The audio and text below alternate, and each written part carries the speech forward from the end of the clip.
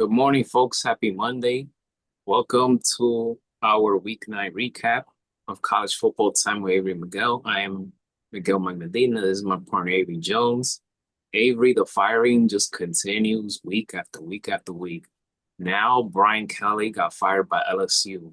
It is amazing how LSU, the first 3, 4 weeks, they were one of the hottest teams in college football. And now this team seems to be imploding, a lot of distractions, a lot of noises, and now Brian Kelly gets fired. Yes. And according to the report, they literally told him it's almost kind of the opposite of Billy Napier. Billy Napier won his game and then they let him go. Brian Kelly lost his game and then they told him he was going to not be uh coming back to LSU. And like Billy Napier, Brian Kelly has a buyout. Uh, Brian Kelly's buyout is $52 million. Again, I am still trying to figure out, like I can understand if there's kind of no hope. Like I still understand Arkansas firing their head coach.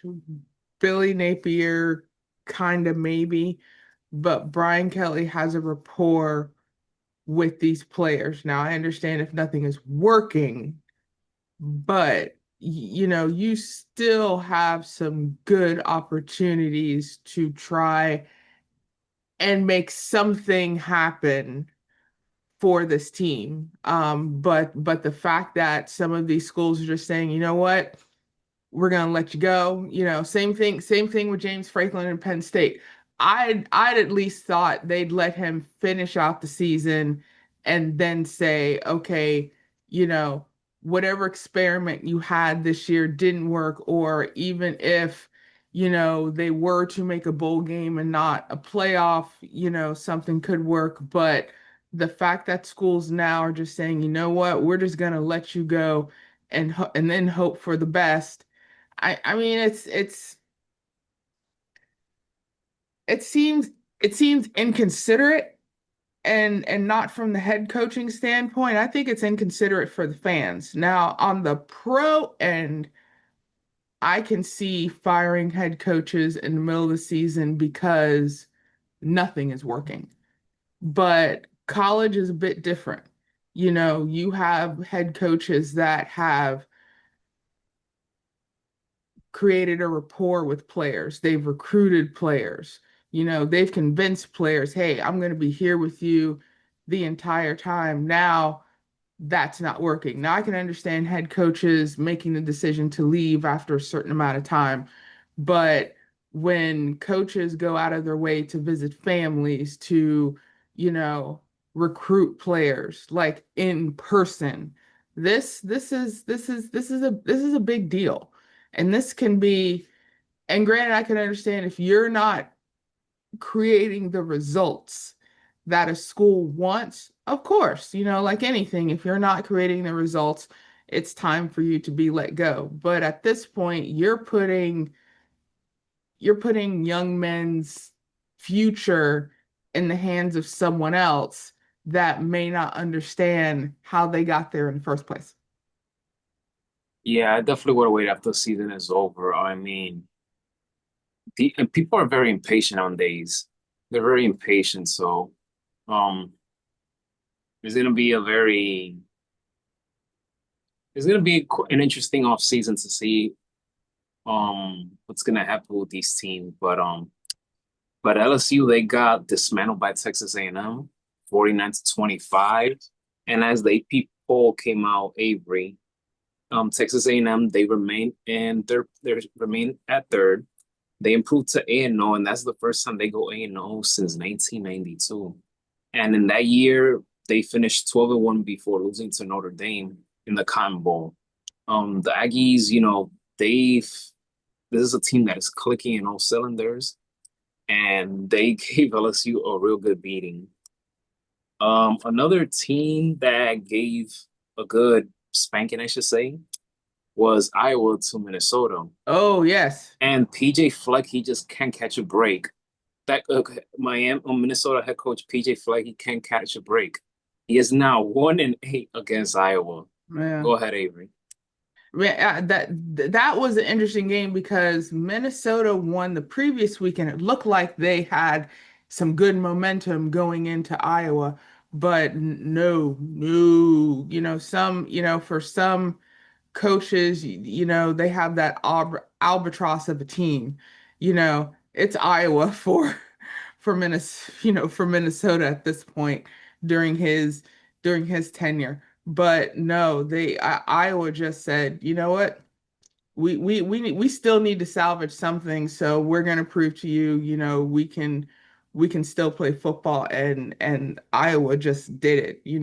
If anybody thought I was going to be a pushover, even though they're not as forthcoming as their other in-state uh college with Iowa State. Oh, they were the Gophers were sorely mistaken. The Gophers were sorely mistaken. Iowa said, belt to booty. Iowa said belt to booty, and they took care of it. And that's exactly what happened to even Colorado. They got embarrassed by Utah. Mm, UT's 53 to mm. 7. Oh I'm like, oh no. my God, this was a bad, bad weekend for Coach Oh, that Prime was, and that yeah. team. It was bad. But I guess to Oh, show you how good Utah has been this year. So they still remain in the top 25 AP poll. AP poll top 25, but man, Utah dominated offensively, defensively, mentally, psychologically. Wherever you put it, they just oh put it yeah. on Colorado. Yeah, I'm like, for us anime fans, they put a genjutsu on Colorado. I don't know what that was. Granted, Utah has been a bit hot and cold in some games, but they came out and said, you know what, we're just going to take care. But same thing like Iowa to Minnesota. Utah said, we're just going to take care of business, and they did. And if I remember at halftime, it was 43 to nothing. And at that point, it was almost like, you know what? Just try anything to try and figure it out. But excuse me, Utah was just like, nope, nope. We're still trying to make something out of games that we could have won. So in this case, they're just gonna dismantle, you know, a team to show their dominance. And sometimes in college football, like we hate to see blowouts, but sometimes blowouts in college football can solidify a team's momentum and dominance for the rest of the season, or there could be that turning point that they need that helps them kind of push forward for the last few games. And how about Vandy? How about Vandy, Avery? They have now been three top 15 teams this season. And it'll start on October 4th when it was against South Carolina, October 18th against LSU, and now Missouri this Saturday, 17 to 10. I mean, what do you this Vanderbilt team is the real deal. The Vanderbilt, like some other college football teams and some pro teams now, they're surprising us with not only their gameplay, just for the simple fact that, and I mentioned this to a coworker last week. If no one is paying attention to you, you make them pay attention to you. There can be two aspects of this. You can be the quiet observer, just doing what you normally do, and that could and that's Vanderbilt right now, in my opinion. Vanderbilt is the quiet observer doing the work, doing everything they need to, especially in the SEC. And the SEC, I still consider it um uh still the most competitive conference. And Vanderbilt is just quietly observing their other teams and who they play next, and their head coach and their players are just saying, hey, we got this. Nobody's talking about us. Nobody is paying attention to us, but yet we're taking a look at all the other teams that we're possibly going to play. and we're taking advantage of it. Like anything, teams study film. Teams look at previous games. And you can't tell me that Vanderbilt hasn't looked at every other team that they've either lost to in previous seasons or they're eventually going to play later this season and is figuring out how the team works. And it is working for Vanderbilt. And still at this point, for Vanderbilt fans, hey, keep showing up. Keep giving your support. If you're the only ones that believe that's working in your favor because still at this point, Vanderbilt is now in the top 10. They are still not getting the respect they deserve. And honestly, I think this is going great for Vanderbilt because the tests they have in the future, if they come out on top, everybody else is going to be looking like fools. And Vanderbilt is like, well, what do you mean? We always thought we could do this. It was you that didn't think we could. So, from a absolute college football fan standpoint, I love what is happening with Vanderbilt right now. Yeah, and that's why I hope that they continue to win because, they deserve to get mentioned. So they continue to get disrespect. Okay, fine. Hopefully they continue to win. And that's the best way you can get the person's attention. Absolutely. And Ole Miss Rebels, they got back. They beat Oklahoma Sooners 34-26. Is it me, Avery, or do I feel like John Mateer doesn't look the same before the injury? I agree with you. I think with the injury and him coming back too soon for the Red River rivalry, I think that became a mental hurdle for him that he cannot just come back from. And if the injury is still a part of it, don't push yourself because now you're just hurting yourself more. But if it's mental, this may be something that he may need to sit down with his head coach. This may be something that he needs to sit down with his brothers because, you know, Oklahoma needs him. Oklahoma needs him right now. Oklahoma's in a spot where they need their leader, they need their quarterback. And granted, that's just one aspect of the game, but all the other mental aspects help a team be very cohesive. They click together. And if you have your quarterback, not on the same page, if you have your quarterback not mentally there, you need to find out why. And if it is the injury, take a look at it, maybe even say, "Hey, I don't want you to hurt yourself further." I understand mental toughness, I understand physical toughness. But at this point, you don't want to hurt yourself more for your team, even though, you think your team respects it. But if it's just, mental hurdles, rally around your brothers. Go to your brothers and say, I don't know what's happening. I need your help. Go to your head coach, go to your other coaches, find out, something's just not working. I think I'm doing everything right, but what am I doing wrong? And for Oklahoma at this point, this is something that as a team, they need to look at each other and say, what more can we do?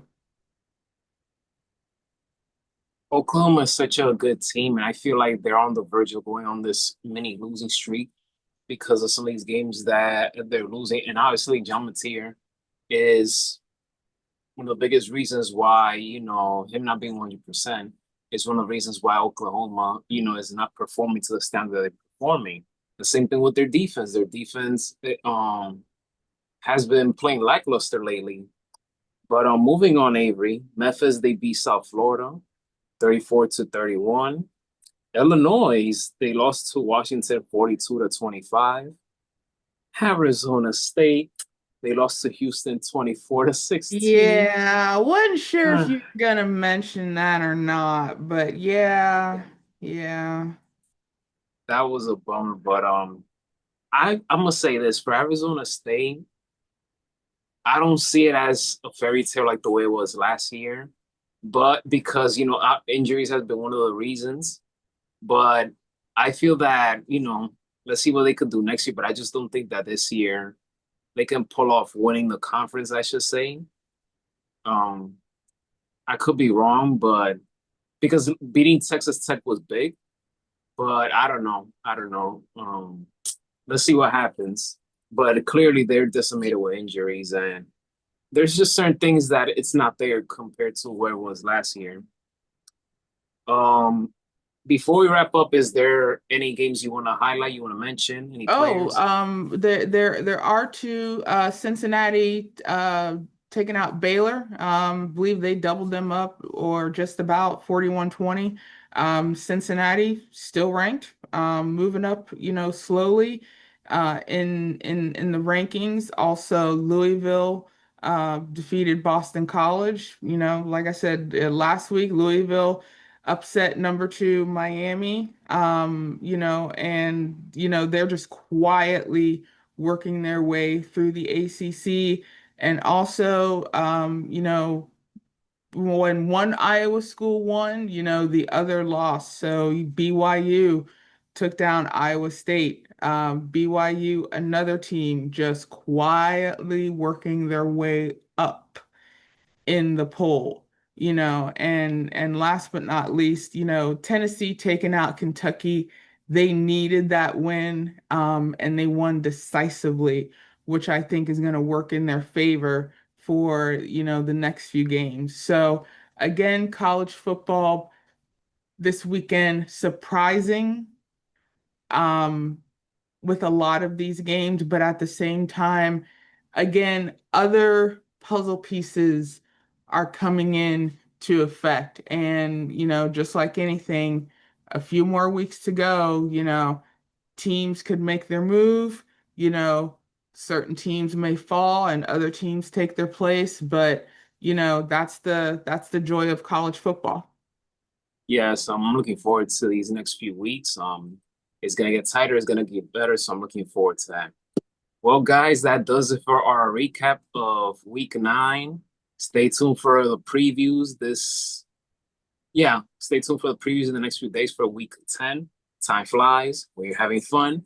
But we're looking forward to that. Avery, thank you so much. As for the rest of you guys enjoy this content, please give it a thumbs up, hit that subscribe button, and stay tuned for our week 10 preview here on College Football 10 with Avery McGill. Have a great day, everyone.